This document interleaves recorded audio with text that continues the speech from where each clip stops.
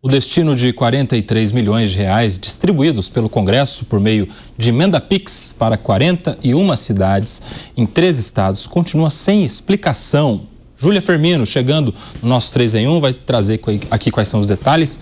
Essas cidades deveriam mostrar um plano de trabalho sobre onde seria investido o dinheiro. É isso, Júlia?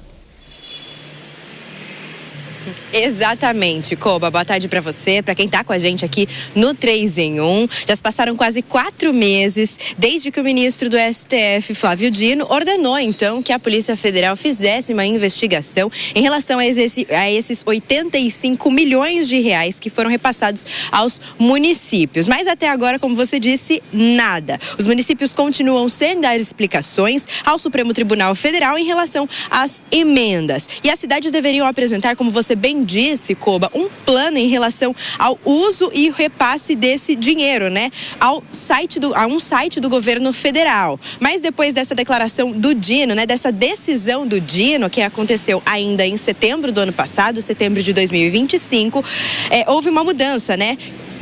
Essa decisão do Dino, que foi inclusive baseada em uma nota do Tribunal de Contas da União, que é o TCU, sobre essas emendas individuais dos deputados e senadores ao orçamento. E aí parte dos municípios, depois dessa posição do Dino, eles resolveram então apresentar de última hora um plano, né? Planos de trabalho para esclarecer justamente o uso desses recursos e prevenir que acontecessem aí suspeitas do mau uso do dinheiro público. Aí o Supremo facilitou então a apresentação desses planos e dispensou que o governo fizesse uma avaliação prévia, então, desses planos que foram apresentados pelos municípios. A partir daí, os documentos deveriam, então, explicar o objetivo desse repasse, como o dinheiro foi gasto, apresentar também arquivos que comprovassem, então, esses gastos, justificar possíveis atrasos e também incluir uma declaração do responsável por essa execução, né, por esses gastos. Mesmo assim, até o fim do ano passado, então até o fim de 2025, só 42 milhões de reais haviam sido então devidamente explicados, como você bem disse. A Polícia Federal ainda avalia se vai abrir inquérito para apurar, né, eventuais crimes como corrupção e também prevaricação, e por enquanto os deputados e senadores não estão sendo investigados diretamente, mas o STF ainda determinou que os casos fiquem sob a sua responsabilidade porque envolvem possíveis ações de parlamentares. Koba. Muito obrigado, viu? Júlia Firmino falando ao vivo daqui de São Paulo. Deixa eu chamar aqui o Fábio Piperno. E aí, Piperninho, vamos voltar naquele assunto anterior que nos trouxe a Júlia Firmino. Milhões e milhões sem explicação em emendas parlamentares, sem a devida rastreabilidade, as tais das emendas PIX. Essa novela não acaba nunca, meu amigo. Claro que não vai acabar, porque como a gente tem, eu sempre repito aqui, a gente vive um momento em que há claramente um parlamentarismo de extorsão. O pior e mais fundamentalista Congresso que o Brasil já elegeu em todos os tempos, ele funciona à base desse tipo de estímulo pavloviano aí, né? Tem emenda, eu faço. Não tem emenda, azar o seu. E agora, o pior é que eles, inclusive, colocam isso na LDO, até com prazo.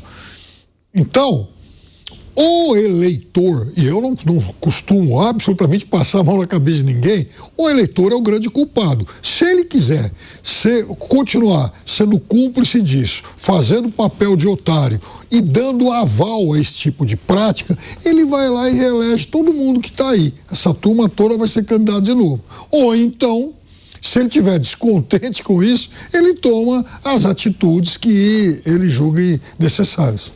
E você, senhor Alangani? O que precisa ser feito? Qual que é a solução para isso? Bom, a solução passa por mecanismos, não sei quais mecanismos, mas alguns mecanismos de governança e de maior transparência no uso das emendas. Eu acho que também cabe uma discussão da diminuição deste volume bilionário de emendas parlamentares na casa de 60 bilhões de reais. Isso não tem paralelo no mundo, né?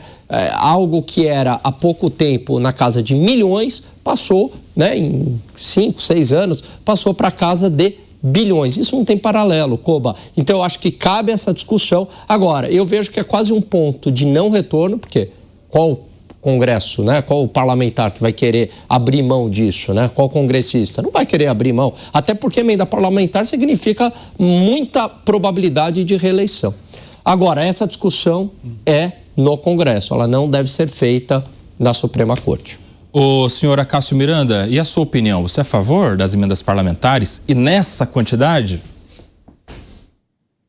Eu sou daqueles que acham que há um certo exagero em tudo isso, Koba. Por quê? O Brasil é o país onde o legislativo, apesar de estarmos num presidencialismo, controla parcela considerável do orçamento, sem que eles sejam responsabilizados por isso, porque o parlamentar destina, mas não responde pela correta utilização no destino. E apesar do parlamentar destinar de forma obrigatória, o responsável é o ordenador de despesas, que é alguém do poder público. Então fica uma sistemática muito injusta.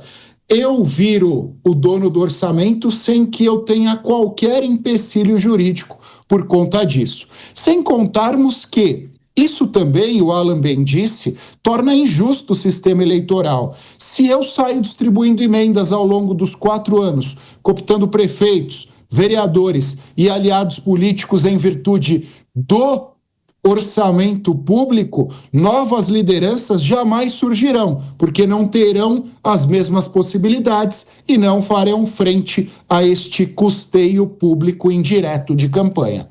O Piperno outro dia trouxe um exemplo aqui, até ilustrou, lançou o Alan Gani como candidato a deputado, falou que ele não teria as mesmas condições que outros que já têm acesso a esses milhões de emendas parlamentares. Se cria uma concorrência desleal que é totalmente desfavorável à oxigenação, novas ideias, novas pessoas no nosso Congresso, né?